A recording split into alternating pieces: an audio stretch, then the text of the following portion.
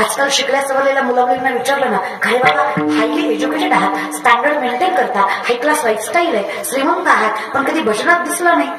आजकालची पिढी फार कौतुकाने सांगते, I don't believe in God. हे नो इशू. तुम्ही देवाला मानत नाही यात काही वावगं नाही, तो प्रारब्धाचा भाग आहे. पण बहीण म्हणून सांगतात, त्या दिवशी देव तुम्हाला मानणार नाही, हे जग तुमचं अस्तित्व सुद्धा मान्य करणार नाही, हे सामर्थ्याने संत देव मानतो म्हणून सांगतात. अहम वैश्वानरोगत्वा प्राणां देहमाश्रित प्राणापान समायुक्त पंचमेंद्रिय चतुर्विध. चालवणं बोलवणं सोड अर्जुना, सूक्ष्मता लक्षात घे. तुझं अन्न पचवणारी अग्नी सुद्धा मीच. तोच शिव, तोच कृष्ण, तोच राम, तोच विश्वेश्वर. पंचमहाभूत मी, आरुरेणो मी, सुरुवात मी, शेवट मी, अनंत काल मी. मग तुही मी आणि मीही सर्वा गती राम देहादेही. आम्हा परस्परे एका नावाची सौंदर्य. काय फरक आहे तेव्हा? हे या ज्ञान भक्ती सहज तो एक वटला मज, तोची मीही केवळ तुझ श्रुतही आहे. तुझ्या दारी आल्याने कळलं मी कोण आहे. मी कोण आहे कळल्यावर कळलं तू कोण आहे. तुझा आणि माझा संबंध कळल्यावर कळलं मी तुझ्यामुळेच. मग आपोआप हरिमुखे तुझ्या प्रकारची परतफेड करण्यासाठी रामचंद्रन चालू केलं. मग मी कुठे? कारण माझं आधीचं कर्म वेगळं. उदरनिर्वाहासाठी मला आदर्शपणे निर्संतता आणि कर्मानुबंधीने मनुष्य लोक आहे. संसार माझ्या कर्माचा भाग आहे, संसार करावाच. आणि बघा बोलल्यावर झोंबेल लोकाला. ब्रह्मचारी राहून खोड्या करण्यापेक्षा बायको करून संसार करा, देव लवकर भेटल तुम्हाला. हे बघा एवढी ताकद आता आपल्यात राहिली नाही की आपण सगळ्याचा त्याग करावा, आपल्याला जमावं नाही. नजर पवित्र ठेवा. आपल्या पत्नीशिवाय दुसरीकडे चुकीच्या नजरेनं बघायचं. तुम्ही किती किती परमार्थ करणारे असले ना, आयुष्यभर नारायण नारद केलंय नारायण, आयुष्यभर नारायण नारायण केलं नारदाने, आयुष्यभर. श्रीमद नारायण नारायण नारायण नारायण नारायण नारायण नारायण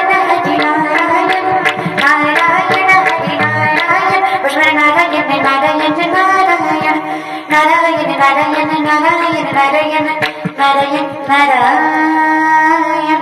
आयुष्य एकदा चुकलं. भक्तिसूत्र सांगणारे नारद गोमती नदीमध्ये आंघोळीला गेले. सूर्याची कवळी किरण पडली होती, स्वच्छ नदी होती. शांत पाण्यात त्यांना दिसलं मासोळीच्या मागं मासं लागलं. आता काय मासोळीच्या मागं मासच लागतं, दुसरं काय लागतं. ही बघून नारदाला वाटलं एकटं जगण्यात माझ्या नाही बायको पाहिजे. बायको असणं काही चुकीचं नाही, खरं. देवाला म्हणले देवा बायको. देव म्हणले कर ना, तू दे. ते म्हणलं मी कुठून देऊ? 16,108 2-4 दिन आम्हाला. डोक्यातलं काढावं का देवांच्या बायकांचं गणित? तो देव आहे, तो वासनिक कसा असेल? तू काय आपल्यासारख्या बायका करणार आहे का? 16,100 पोरी कंसाच्या कारावासात होता, त्यांनी भगवंताकडे याचना केली तेव्हा पोरी येतात. परपुरुषाच्या छायेत राहून आलो, समाज चांगल्या नजरेनं बघणार आहे का आमच्याकडे? बाईचं आयुष्य म्हणजे काचेचं भांड. बाईनं जगता आलं तर स्वाभिमानानं जगावं, नाहीतर कलंकित जगण्यापेक्षा मरण पत्करावं. ते आयुष्य स्त्रीचं म्हणावं. आणि जगलं तर ताटमानानं जगावं. चूक नसताना विनाकारण खाली मान घालायची वेळ आमच्यावर नको देवा. देहांत प्रायश्चित्त देतो. कृष्णाने सांगावं, परमात्मा असताना जर भक्तावर अन्याय होत असेल तर मी देव कसं? तुमची चूक आहे का? प्रत्येक मुलीला अधिकारानं जगता यावं म्हणून कृष्णानं स्वतःचं नाव रमण्याचं सामर्थ्य दिलं. कौतुक वाटतं मला माझ्या देवाचं आणि माझ्या धर्माचं. त्यातल्या एकाही मुलीला माझ्या कृष्णानं साधा स्पर्शही केला नाही. तो परमात्मा आहे माझा, हे कायम होते. कृष्णाने एकाही मुलीला हात लावला नाही. भोग भोगोनी ब्रह्मचारी नवल केवडे केवडे नकळे कामवाचे कोणे. डोक्यात काही घेत जाऊ नका. त्याला एवढ्या होत्या मी 2-4 करतो, शेवट्या तू एक संभाळ. देवाची बरोबरी करायला नाही जायची तशी. नारद म्हणले बायको. देव म्हणले कर. जिथे मी नसेल ती बायको तुझी. 16,106 घर फिरले नारद. एकही जागा असण्याची तर देव नाही, एकही जागा असण्याची तर देव नाही. भरला घन दाट हरी दिसे, जिथे दिसे भूत ते मानीचे भगवंता. भक्ती योग निश्चित जाणं माझा. कौतुक दादा. 16,107 घर जमवंतीच अस्वलांची कन्या, सगळ्यात देखणी योगेश्वर भगवंतीचा नारदांची मनोमन इच्छा ही भेटावी. पण तिच्यासोबत मायव रूपानं भगवंत फुगडी खेळत होते. शेवटचं घर पट्टराणीचं, रुक्मिणी आई साहेबांचं. तुळशीला पाणी घालत होत्या. नारदांनी पहिलं एकट्याच दिसतात. नारदाच्या मनात लाडूच फुटले. नारद म्हणले आज तू बोलतो नाही. पट्टराणी जापली. नारद रुक्मिणी, रुक्मिणी माता म्हणल्या रोज आई साहेब म्हणत होतं, आज डायरेक्ट रुक्मिणीवर आले. पिसळलं का काय? नारदा नाही. तुमच्या नवऱ्यानं सांगितलं जिथं मी नाही तिचा नवरा तू, अशा हिशोबानं मी तुझा नवरा, अशा हिशोबानं इज्जतीत नावाने हाका मारायचं. नारद राव म्हणायचं. काय म्हणायचं? नारद रुक्मिणी मातेला कळलं ही बघलंय देवानं सुधरवाय पाठवलंय. रुक्मिणी माता म्हणल्या खरंय तुमचं नारदराव, असंही देवाचं प्रेम वाटून वाटून माझ्या वाटणीला कमी येतं.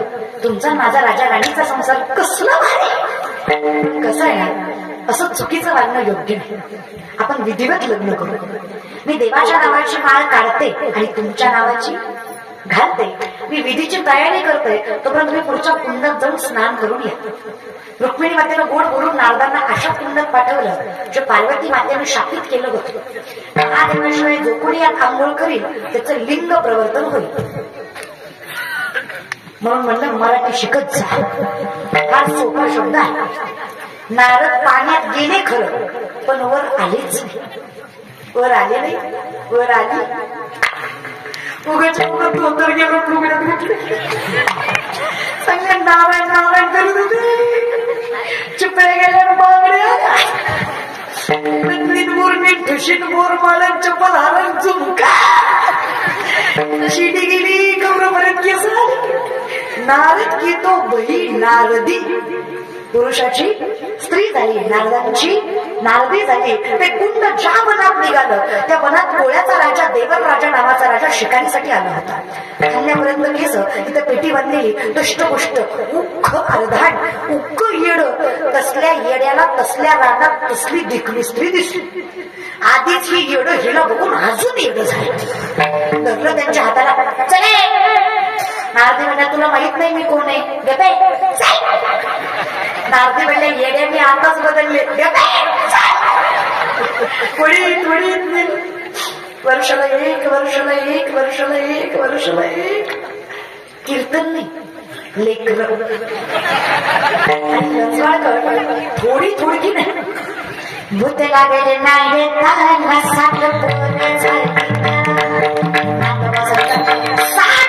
किती 61 आणि मुलगी कपिला शोषण 61. माय घरात 2 असले किती जीव डोमतो. देव 2 बी नीट देत नाही. एक शहाणा असतं, एक येड असतं.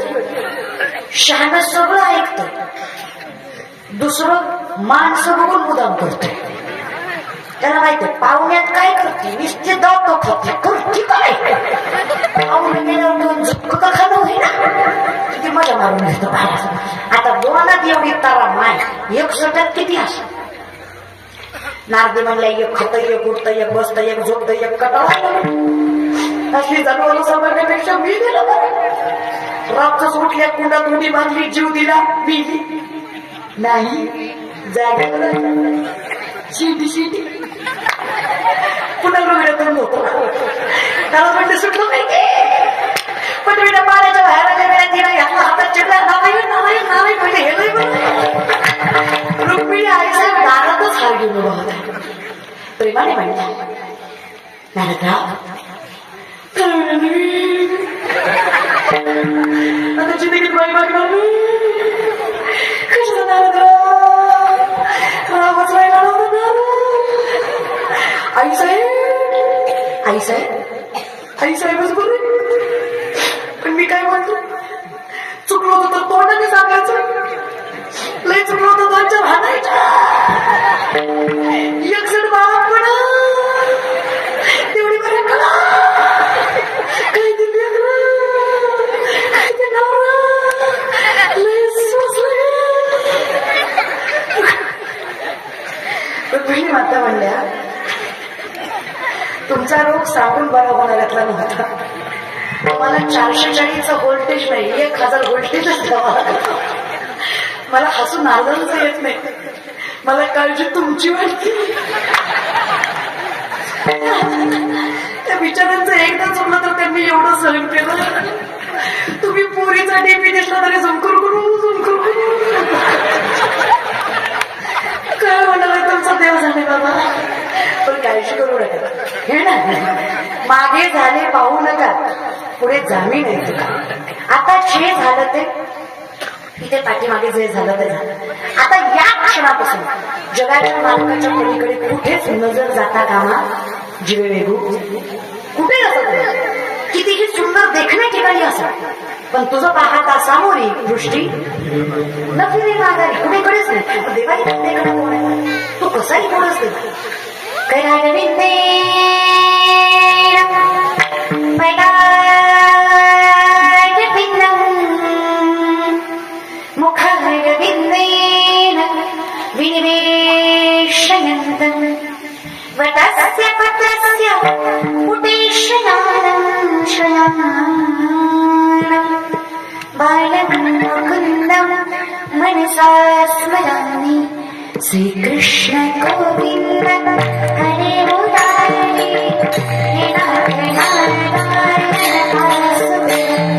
श्रीकृष्ण गोविन्द हरे मुरारी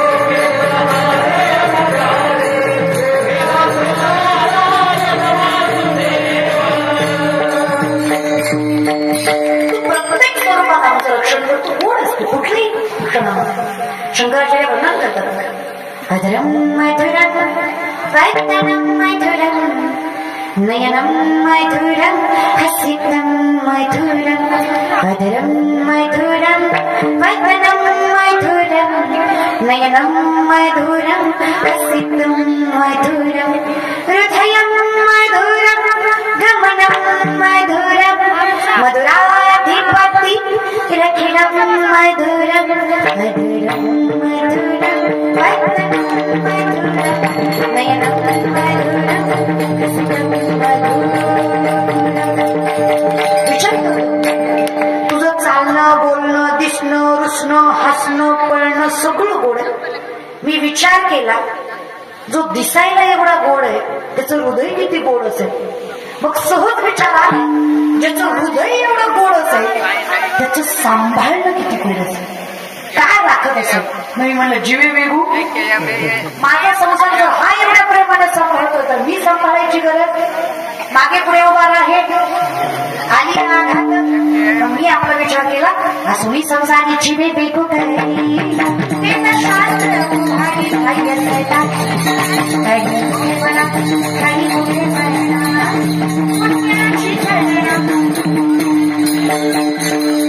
काहीच करायची गरज नाही फक्त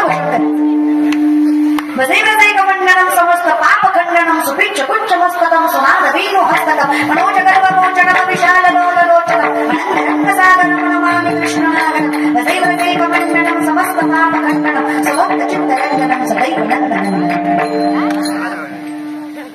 काही नाही हरिमुखे म्हणा या सगळ्याचा एवढाच होता नीट ऐका बजे व्रजैक मंडनम समस्त पाप खंडनम हरिउच्चारणी अनंत पापराशी जातील लयासी देवाच्या द्वारे उभा तुम्ही शुद्ध अंतकरणाने क्षणभर परमार्थ करा अखंडित पुण्य मिळणार आहे नामसंकीर्तन जळतेला पापे किती करायचंय तृणाग्नी मिळे समरस झाले तैसे नामे केले जपत आहे एका काळीनं जशी अख्खी पेंट पेटवायची ताकद आहे अख्खं गाव पेटवायची ताकद आहे तसं एका नामाने अखंड पाप जाळायची ताकद आहे मग मी काय करावं हरिमुखे पण ज्ञानोबा म्हणले माझ्या एकट्यावर विश्वास नसेल तर थोडा पुरावाही देतो जरा पुरावा असला म्हणजे बरं पडतं ना एकट्यानं सांगण्यापेक्षा कारण हे जग असं आहे की ते चार माणसांना एकच खोटं बोललं की खोटं सुद्धा खरं होतं खरं आहे का खोटं आहे इथे चार माणसं एकच खोटं बोलली की खोटं सुद्धा खरं होतं चुकून पाचवा खरं बोलला तर चार मिळून त्याला खोटं ठरवतात क्वांटिटी नसत आहे ना माऊली म्हणले माझ्या एकट्यावर विश्वास बसत नसेल तर मी चांगला मोठ्या माणसाचा पुरावा देतो व्यासाची वेदांचे महर्षी असणारे व्यास मुनी इशारा करून सांगतात खून म्हणजे खून नाही खून म्हणजे इशारा. असं ते